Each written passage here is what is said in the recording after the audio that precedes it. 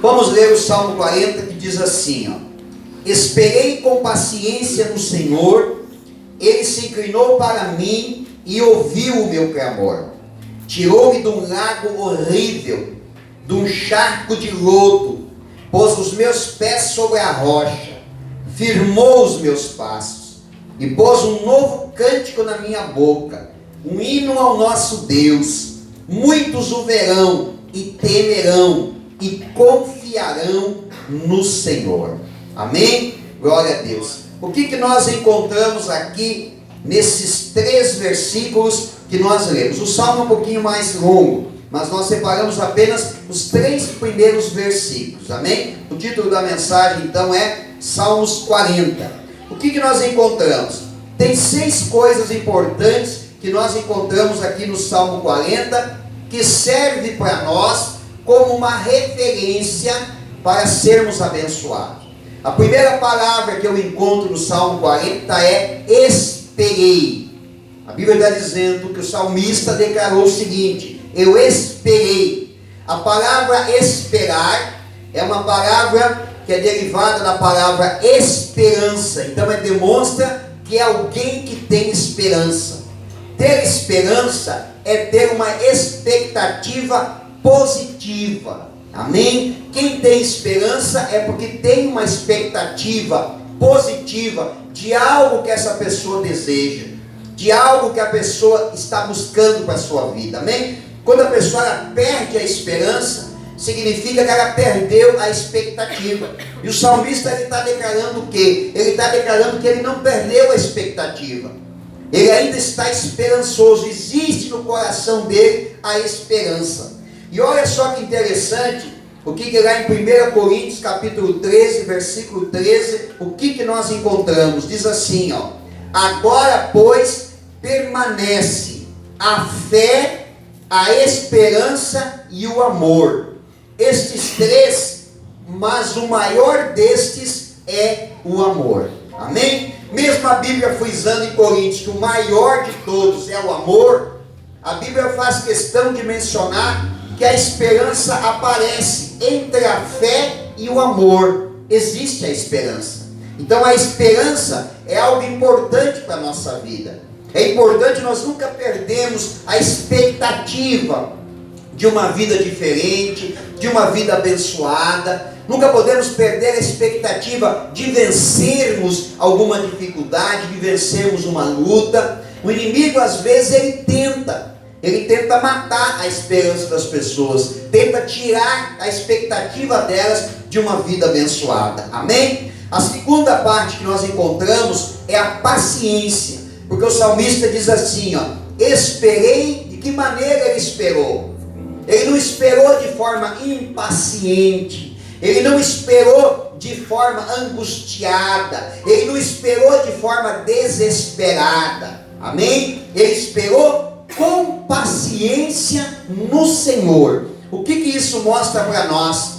Que a esperança do salmista, ela tinha contida nela o que? Confiança, convicção em Deus.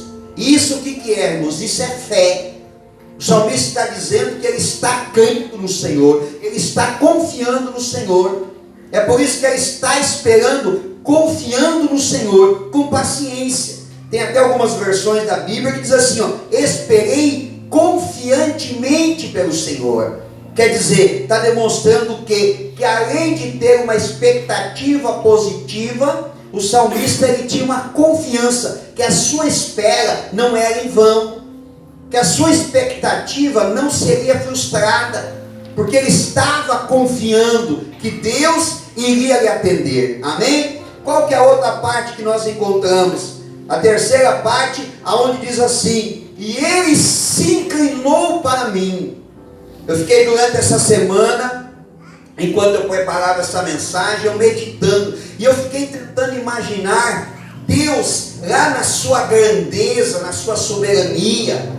Porque quando eu vou pensar em Deus, irmãos, eu não posso pensar em Deus como um ser pequeno.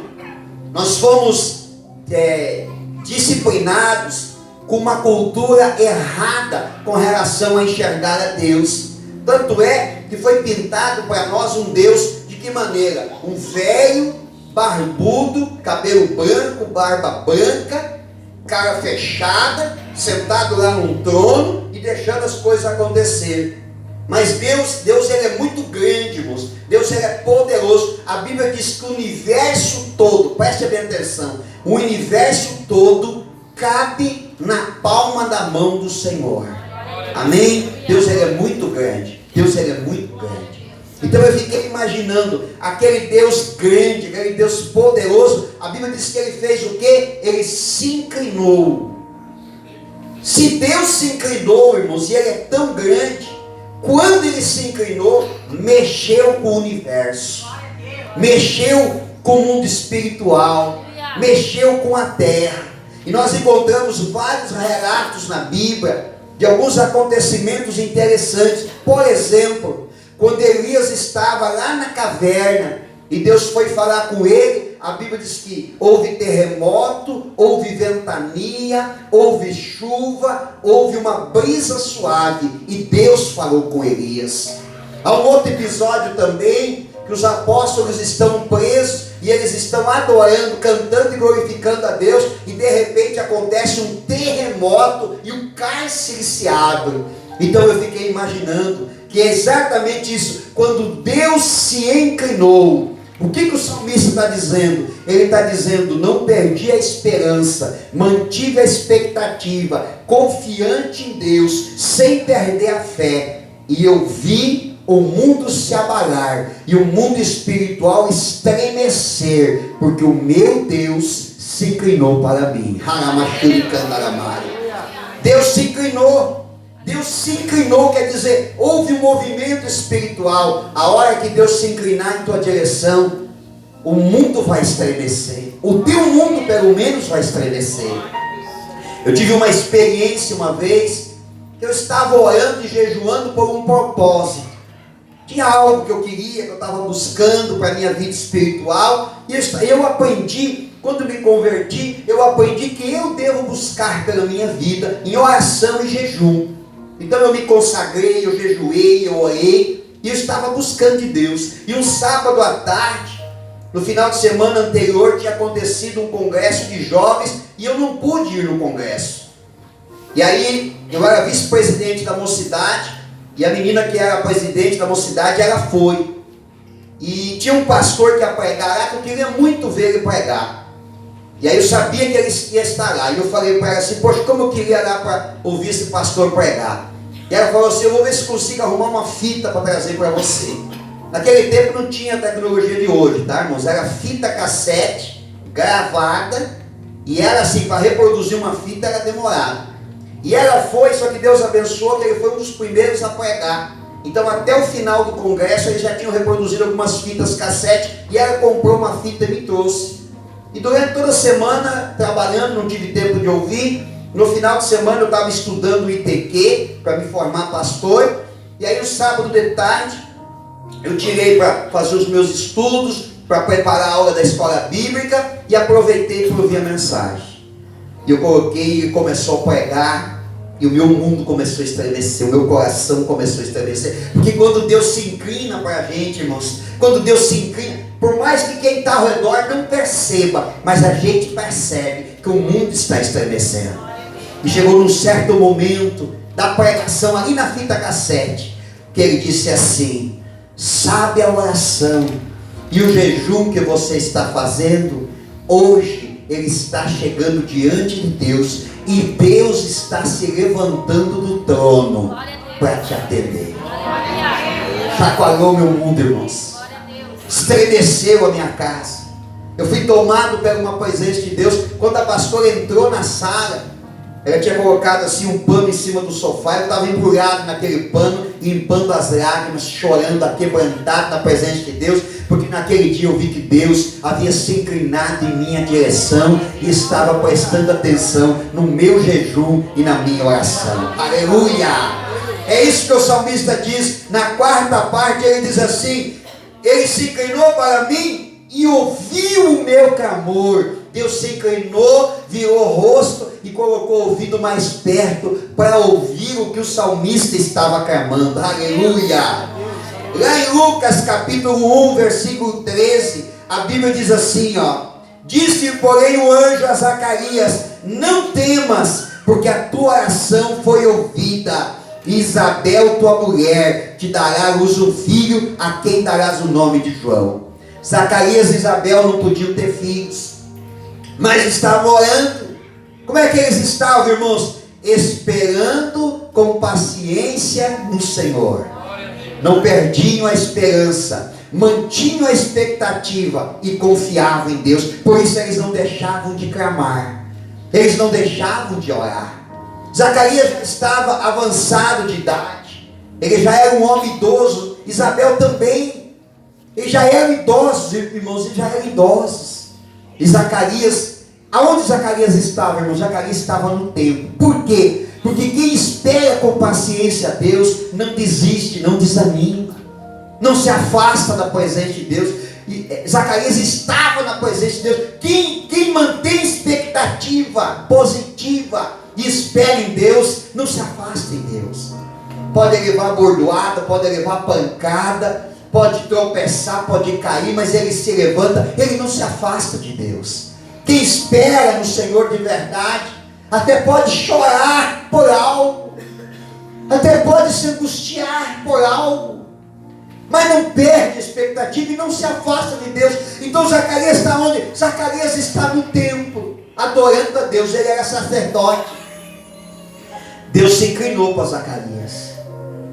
Você ouviu eu falando, né? Quando Deus se inclina, o que acontece? Mexe com o céu. Deus se inclinou, mexeu com o céu, um anjo desceu. Sempre que Deus se inclinar em tua direção, vai chegar uma resposta para você, irmão. Pode vir o portador da resposta, pode ser um anjo. O portador da resposta pode ser um homem, pode ser uma mulher, mas vai vir uma resposta para você. Naquele dia Deus se inclinou para Zacarias, mexeu com o céu, e o anjo desceu, chegou diante de Zacarias e disse assim. Eu fico imaginando o temor e o poder de Deus quando aquele anjo entrou dentro do templo. Eu fico imaginando como Zacarias estremeceu na carne.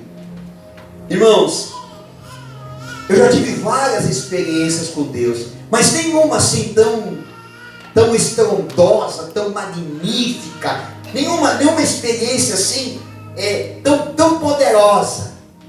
Mas até aquelas mais pequenas que eu já tive com Deus, estremeceu a minha carne e a minha alma. Estremeceu a minha carne e a minha alma. Então eu fico imaginando o que sentiu Zacarias quando o anjo apareceu na sua frente. O anjo chegou e disse assim: não temas, Zacarias. Deus se inclinou para você e ouviu a tua oração. Levante a mão direita para o céu e diga assim: eu não perco a esperança que Deus está se inclinando para mim, para ouvir o meu clamor. Aleluia. Deus ouviu a oração, se inclinou e ouviu a oração de Zacarias. Vamos voltar para o Salmo 40. A quinta parte que eu quero mencionar é que o salmista diz assim, ó: tirou-me do lago horrível, do charco de lodo. O que o salmista está dizendo? Está dizendo que Deus tirou ele da lama e colocou ele na rocha. Sabe como é que o salmista se sentia no Salmo 40? Se sentia numa areia movediça. Já assistiu um filme de areia movediça, né? O cara cai na areia movediça, quem está do lado de fora diz assim: não se mexe, que quanto mais mexe, mais afunda. A areia movediça existe, não é igual ao do filme, mas existe. E é perigoso mesmo, muita gente já morreu por cair ali. Não é igualzinho do filme ali, mas existe. Qual que é a verdade da areia movediça? Quanto mais você se esforça, mais você afunda. O que o salmista disse? Estou afundado num lodo, estou afundado num lago horrível, num charco de lodo, e eu não posso sair. Mas quando ele espera em Deus com paciência, ele declara assim: Deus me tirou de lá. Deus me tirou de lá. Não importa aonde teu pé está preso. Não importa se você está se sentindo hoje no lago, no lodo, na areia movediça. Quem sabe você está se identificando com essa frase. E está dizendo lá no teu coração, dizendo assim, é verdade, pastor, é bem assim. Parece que quanto mais eu me esforço, mais eu afundo. Quanto mais eu me esforço, parece que mais coisa ruim acontece. Pastor, quanto mais eu tento me animar, parece que mais pior a coisa fica ainda. Você não está sozinho nessa. O salmista declarou que estava passando por uma situação semelhante. Mas olha a dica que ele deixa para mim e para você. Ele disse, eu esperei confiantemente no Senhor. Ele se inclinou, ele mexeu com o céu e ouviu o meu clamor. Olha o que o salmista diz: que o homem do lago horrível, do charco de lodo, pôs os meus pés sobre uma rocha, firmou os meus passos e pôs um novo cântico na minha boca.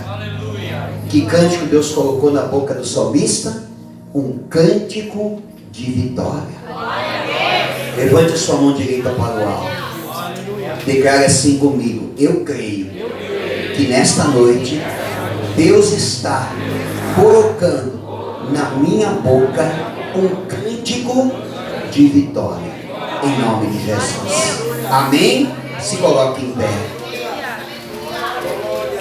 Se você crê que Deus está colocando um cântico de vitória na tua boca, você vai clamar a Deus com esta canção. Você vai clamar a Deus.